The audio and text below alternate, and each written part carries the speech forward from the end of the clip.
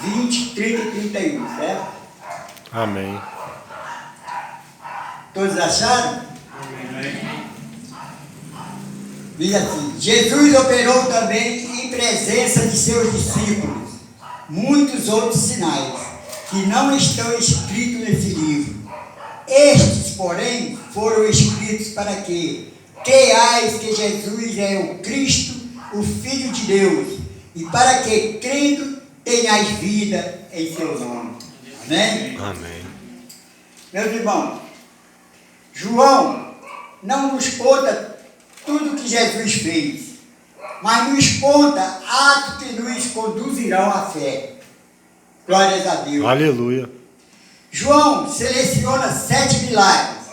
Ele começa suavemente com o milagre silencioso da água transformada em vinho. E num crescendo chega a ressurreição pública de Lázaro.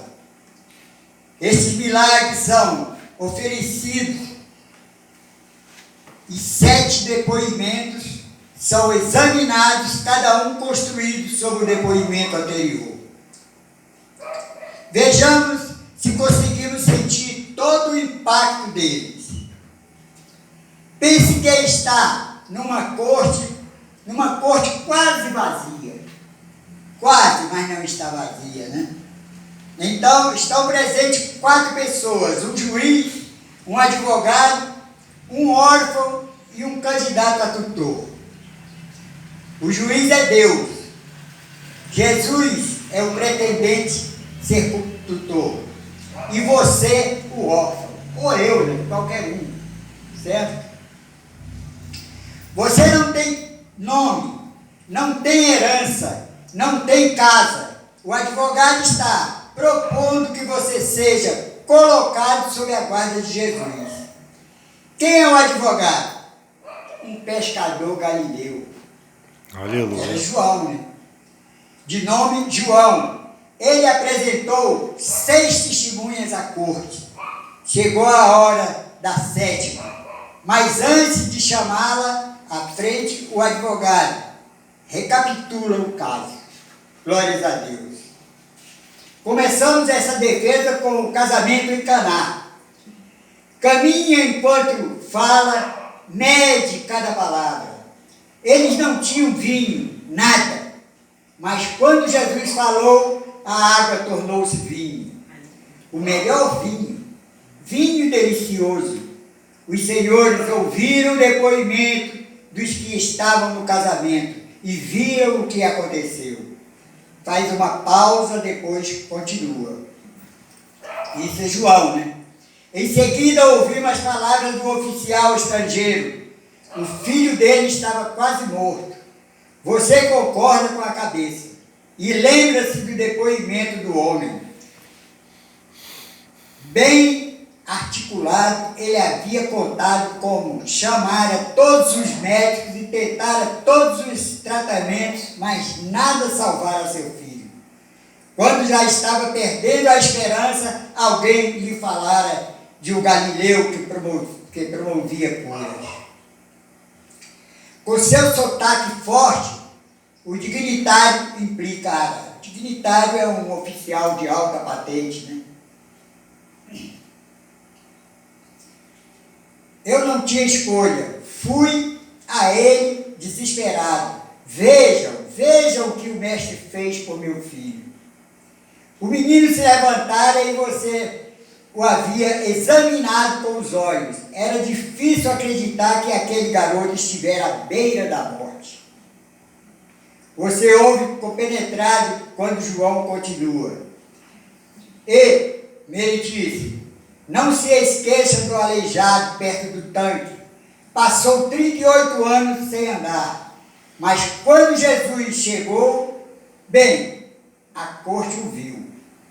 Lembram-se? Nós o vimos entrar caminhando nesta sala. Ouvimos sua história. E como se não fosse suficiente, também ouvimos o depoimento do menino com o lanche. Ele fazia parte da multidão de milhares que seguiam a Jesus para ouvir seus ensinos e ver suas curas. Bem na hora em que o menino ia abrir a cesta para comer, pediram que ele levasse para Jesus. Num primeiro momento, ele carregava um lanche. No instante seguinte, carregava uma festa. Aleluia, glórias a Deus. João faz uma nova pausa, deixando falar o silêncio da corte. Ninguém consegue negar esses depoimentos. O juiz ouve, o advogado ouve, e você, o órfão, nada diz. Depois houve a tempestade. Pedro descreveu para vós o barco sendo jogado pelas ondas. Trovões, relâmpagos e tempestades daquele tipo, porém, podem matar. Eu sei, eu trabalhava com um barco. João também foi pescador, né? Então, por isso ele diz. O depoimento de Pedro sobre o que aconteceu é verdadeiro. Eu estava lá. O mestre andou sobre a água e no momento em que pisou no barco, estávamos salvos. João faz agora nova pausa.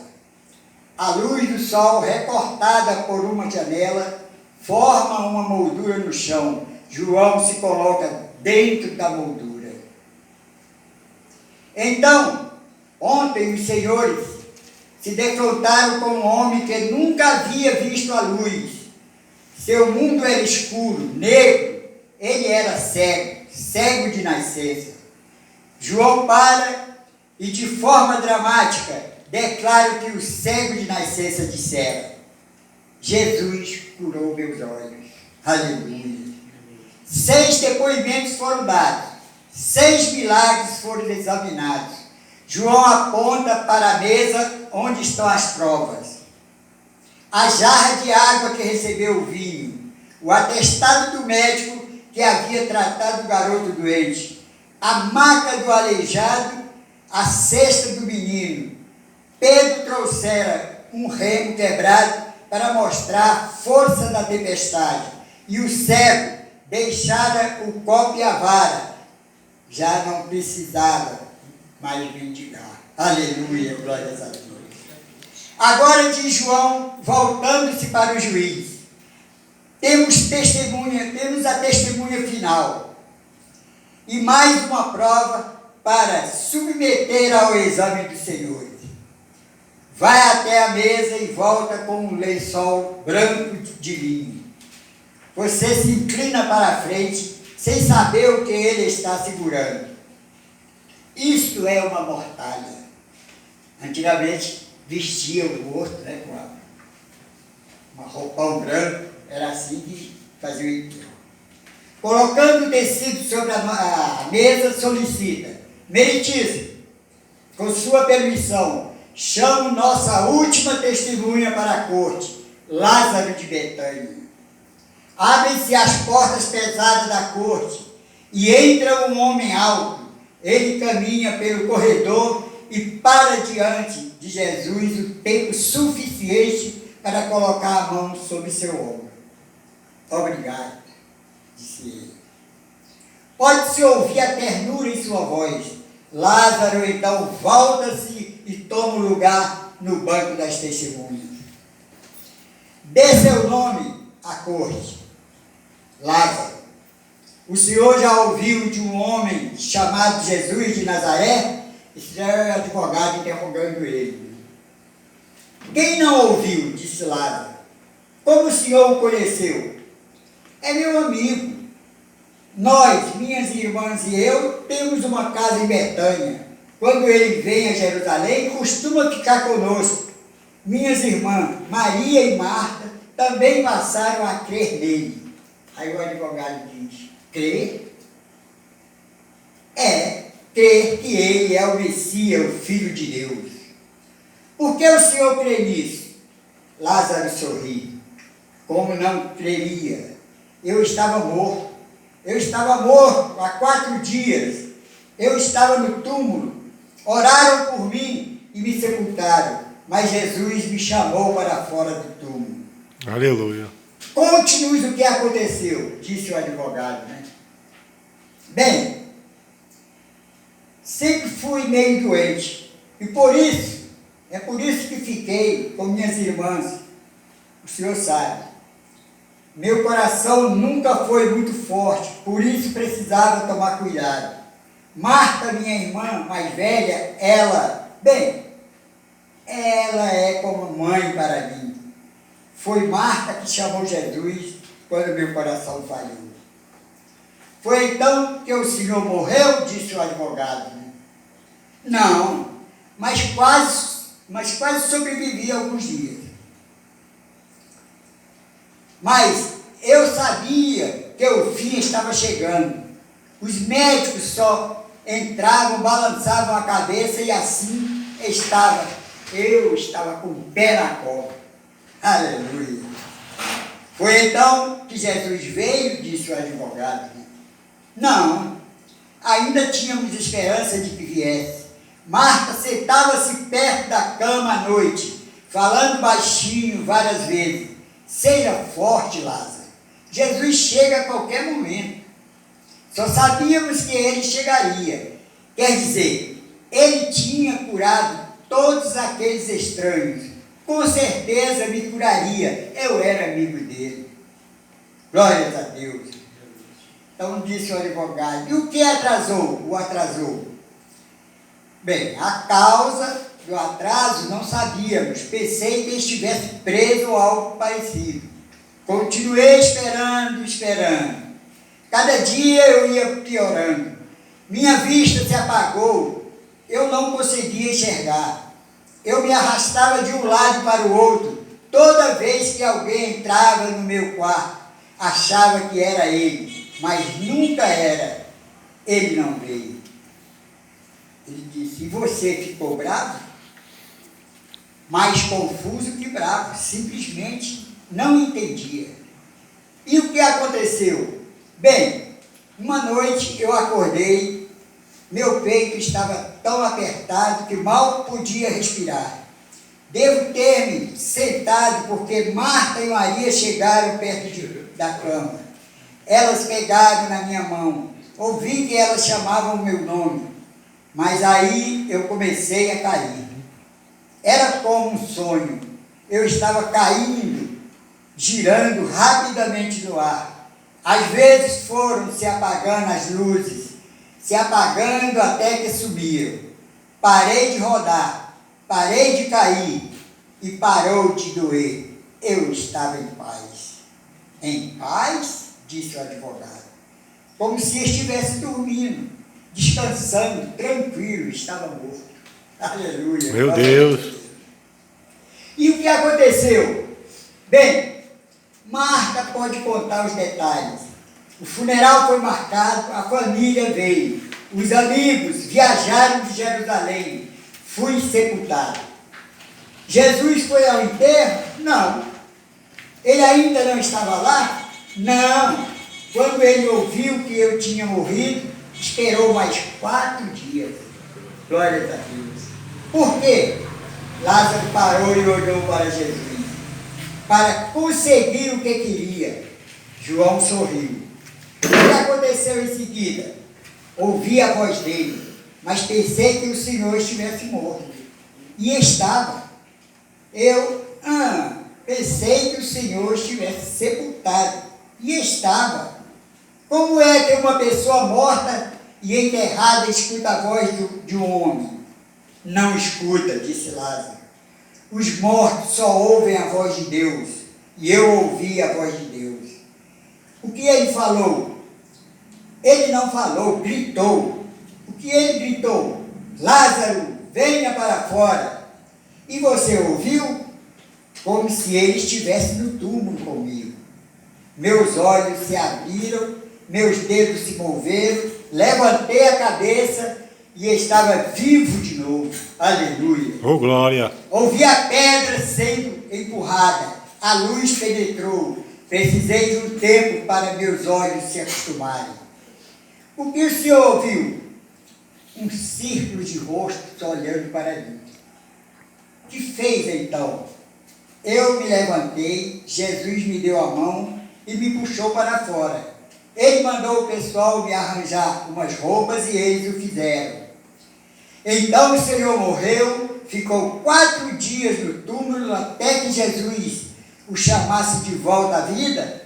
há testemunhas desse fato? Lázaro dá um leve sorriso. Só umas 100 pessoas. É só, Lázaro. Chegado, obrigado, o Senhor pode descer. João volta-se para o juiz. O Senhor ouviu as testemunhas. Deixo agora a decisão em suas mãos. Dito isso, ele retorna à mesa e se assenta. O guardião se levanta.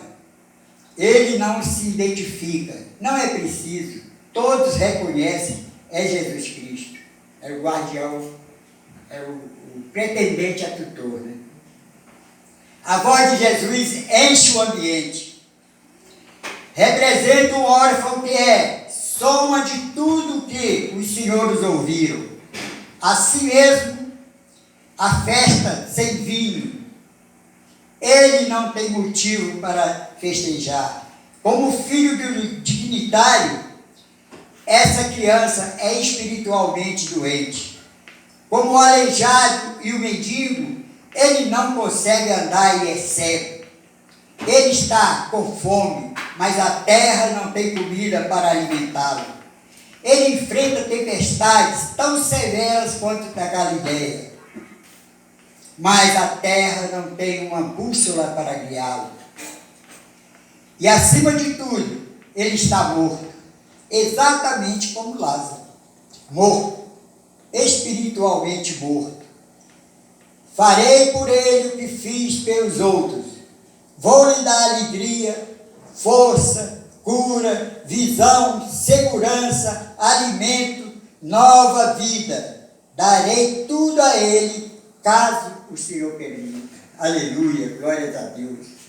O juiz dá sua resposta. Tu és o meu filho amado. Em ti tenho comprazido. Lucas 3, 22. Deus olha para você. Eu permito, diz ele, sobre uma condição que o órfão peça.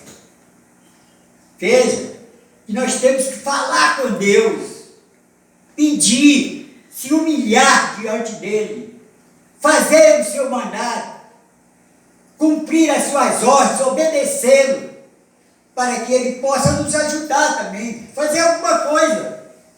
Porque as pessoas só querem que venha a nós, a vosso reino nada.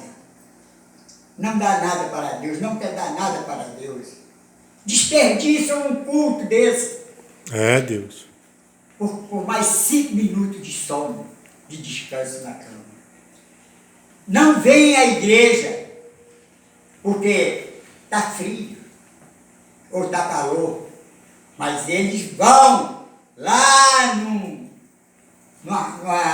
numa apresentação de uma Lady Gaga, fico noite toda, sem falar nos dias anteriores que ficaram lá nas barracas, para assistir um show, para endeusar uma mulher, ou um homem, né? No caso. Amados irmãos, é muito triste isso, sinceramente. Deus, que nos dá tudo, Deus, que está sempre conosco, nos protegendo, nos guiando, nos ajudando, nos mantendo firmes. Ora, meus amados irmãos, ele fica 24 horas de plantão, nos vigiando, nos olhando, nos defendendo, nos curando, nos levantando, provendo o que precisamos. Mas nós não podemos ficar 1 hora e meia no culto. Já ficamos estressados, vontade de ir para casa. Para quê? Para dormir? Ou então para ver uma novela, um filme. Isso não pode acontecer, sinceramente. Isso é uma ingratidão muito grande com Deus. É por isso que Deus às vezes castigava Israel, usava o próprio inimigo para castigar o povo de Israel. É por isso, por não obedecê-lo, por não ter reverência a ele, por não ter temor e tremor a ele. Portanto, meus amados irmãos, vamos nos conscientizar de que erramos muito, na verdade. Nós já somos pecadores, porque somos herdeiros do pecado. Todavia, nós podemos mudar isso, pelo menos um pouco. Vamos dizer 60%, 70%. Mudar. Obedecer ao Senhor, que é tão bom, que é tão puro, que é amoroso. Mas muitos não reconhecem isso. Só reconhecem, só quando precisam de Deus. Só quando estão na dor. Eu vi uma vez no Hospital Pedro II, que eu tinha a minha filha mais nova, tinha problema de respiração, nessas épocas assim, meu Deus, eu sofria. Eu vinha do trabalho lá de São Cristóvão, chegava aqui, ia render minha mulher lá no Pedro II, para ela vir em casa tomar banho, se arrumar, tá, fazer uma comida para ela direitinho, entendeu? E eu ficava lá até de manhã novamente, depois descia para o trabalho. Não era fácil, mas era assim que a gente, sei lá, eu não fazia isso com a intenção de eu vou fazer para que Deus me proteja e me ajude. Não, eu não tinha essa intenção, mas Deus sabia do meu sofrimento, sabia da minha responsabilidade e por que eu fazia isso. Então, se você praticar o bem, você vai receber o bem. Se não for aqui na terra, é lá, que é muito melhor. Porque lá é eterno, é uma felicidade eterna. Não é temporal, não é passageira, é eterna. Portanto, meus amados irmãos, vamos crer no Senhor. Não. As testemunhas contaram suas histórias. O mestre ofereceu-se a fazer por ele o que fez pelos outros. Ele trará vinho para a sua mesa, visão para seus olhos, firmeza para seus passos e, acima de tudo, poder sobre a sepultura. Ele fará com você o que fez por eles. O juiz deu sua bênção. O descanso está à sua espera. Agora a escolha é sua.